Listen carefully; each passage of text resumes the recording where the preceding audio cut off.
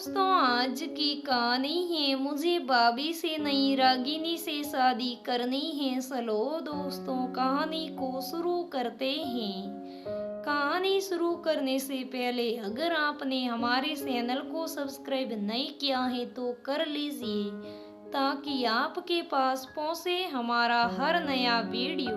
भाभी प्लीज बताओ ना, कैसी लगी आपको रागिनी? पसंद आई होगी ना? वो है ही इतनी प्यारी। भाभी आप बताओगे ना? मम्मी पापा और भैया से बात करोगे ना मेरी और रागिनी की शादी के बारे में? नंदनी के देवर शेखर ने पूछा तो नंदनी बोली, सच में देवर जी बहुत अच्छी लगी मुझे आपकी पसंद। अब तो रागिनी को ही बनाकर लाऊंगी अपनी देवरानी, वादा है आपसे। आप बेफिक्र हो जाओ, आपके भाई और मम्मी पापा जी को मनाने का काम मेरा।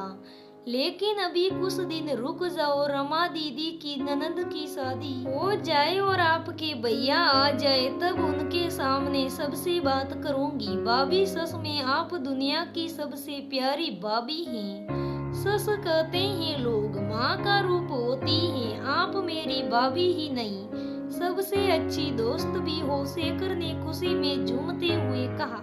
शेखर अपनी भाभी नंदनी से अपने हर दिल की बात कहता था। दोनों हम उम्र थे तो दोनों की अच्छी बनती थी। शेखर के भैया गोविंद रेलवे में सरकारी नौकरी करते थे तो दूसरे शहर में रहते थे। पहले तो नंदनी भी वहीं रहती थी, लेकिन अभी 6 महीने से अपने सास और ससुर के साथ रह रही थी। 2 महीने पहले ही प्यारे से बेटे को जन्म दिया था। नंदनी सोच रही थी रमा जीजी की ननद की शादी पर जब गोविंद आएंगे तो उनके साथ चली जाएगी। अब तो उसने माँ जी से सीख लिया है कि बच्चे को कैसे संभालना है। और गोविंद भी तो बेचारा 6 महीने से अकेला ही एडजस्ट कर रहे थे। शेखर तेरे भैया का फोन आया है, उनकी गाड़ी 1 घंटे में स्टेशन पहुंच जाएगी।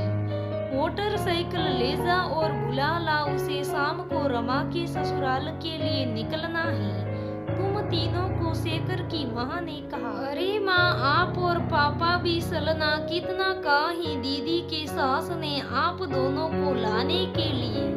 अरे सोरा, दिमाग तो ठीक है, बेटी के घर का पानी भी पियो तो नरक मिलता है, और तू अपने माँ बाप को शादी में ले जा रहा है अपनी बहन के ससुराल। नंदनी की बुआ सास अंगूरी देवी ने कहा। अंगूरी जी पुराने ख्यालात की महिला थी, घर की सबसे बड़ी थी।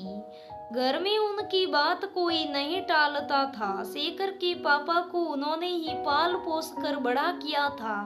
बहुत ही छोटे थे जब उनकी माँ का देहांत हो गया था। नंदनी तैयार हो रही थी, शाम को ननंद के यहाँ जाना था। आज उसने गोविंद की पसंद का खाना बनाया था।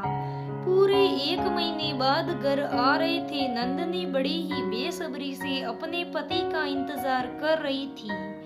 शेखर को भी गए हुए बहुत समय हुआ था। बार बार फोन मिला रही थी नंदनी, लेकिन दोनों में से कोई फोन नहीं उठा रहा था। जैसे जैसे समय निकल रहा था, सभी घर वालों की बेचैनी बढ़ती जा रही थी। सबके मन में अजीब अजीब ख्याल आ रहे थे।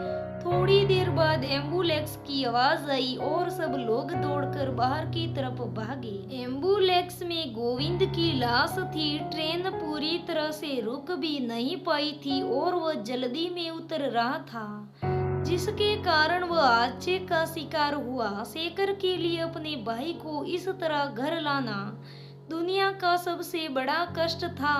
मम्मी पापा और नंदनी तो बेसुध ही हो गए थे। नंदनी की तो पूरी दुनिया ही उजड़ गई थी और 2 महीने के बच्चे के सिर से पिता का साया उठ गया था। गोविंद के जाने के बाद हंसते खिलते घर में उदासी और खामोशी ने अपनी जगह बना ली थी। लापरवाह शेखर अब जिम्मेदार बेटा बन गया था।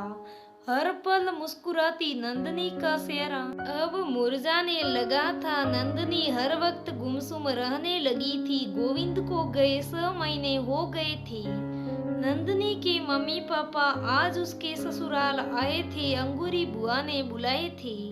शेखर और नंदनी को भी वहीं बिठाया गया। बुआ जी ने नंदनी के पापा से कहना शुरू कर दिया था, शर्मा जी, नंदनी आपकी बेटी ही नहीं, हमारे घर की बहू भी है। गोविंद तो चला गया, इन दोनों का साथ शायद इतना ही लिखा था ईश्वर ने, लेकिन अब उम्र ही क्या है बेचारी की, पहाड़ जैसा जीवन अकेले कैसे काटेगी। इसलिए मेरा तो यही फैसला है कि नंदनी को अपने देवर के लिए बिठा दो। आपको सिर्फ बताने के लिए बुलाया गया है। 15 दिन बाद बड़ा ही शुभ मुहूर्त है, उसी दिन दोनों का विवाह करवा दिया जाएगा।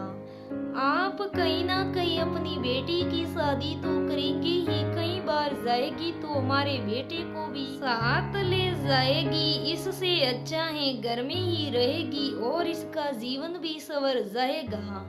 वर्षों से यही तो होता आया है, इसमें कोई बुराई नहीं है। बुआ जी की बात सुनकर सभी लोग चुप बैठे थे। किसी को कुछ समझ नहीं आ रहा था कि क्या बोले। बुआ जी ने शेखर से पूछा तो वह चुप रहा, उसने कोई जवाब नहीं दिया। फिर उन्होंने नंदनी की तरफ देखा। नंदनी ने अपने आंसू पोंछे और बोली, बुआ जी, आपके इस फैसले को मैं बिल्कुल भी नहीं मानती। शेखर भैया को हमेशा मैंने अपने छोटे भाई की तरह ही माना है। उसको पति का स्थान में कभी नहीं दे सकती। आप लोगों को मेरी फिक्र करने की कोई जरूरत नहीं है, मैं ठीक हूँ। आप सब लोग हो ना मेरे साथ। शेखर मुझसे बिना शादी करे ही मेरे बेटे को पिता का प्यार दे सकता है और भविष्य में कभी मुझे लगा कि जीवन साथी की आवश्यकता है और मैं मन से तैयार हूँ किसी को अपनाने के लिए, तो मैं आप लोगों को बता दूंगी।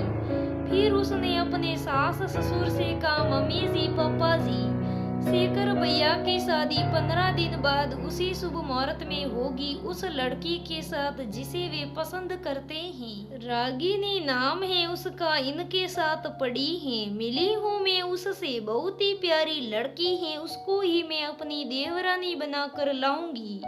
आप लोग शादी की तैयारी कीजिए, हम कल ही रागिनी के घर चलेंगे। नंदनी की बात सुनकर सब निशब्द थे। बुआ जी कुछ बोलना चाह रही थी, लेकिन शेखर के पापा ने उन्हें रोक दिया।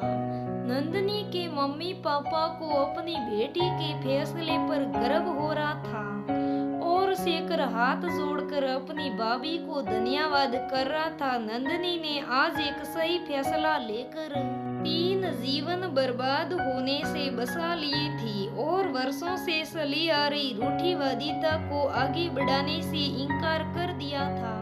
दोस्तों, ये हमारे समाज में ऐसे कई अनेक रीति रिवाज हैं जो बहुत गलत रास्ते पर चल रहे हैं। ऐसे में भाभी और देवर को बहुत कष्ट होता है जो उनकी जबरदस्ती शादी करवा दी जाती है। इसलिए नंदनी ने अपनी समझदारी दिखाकर इस रिवाज को तोड़ दिया। दोस्तों, आज की कहानी यहाँ पर ही समाप्त होती है।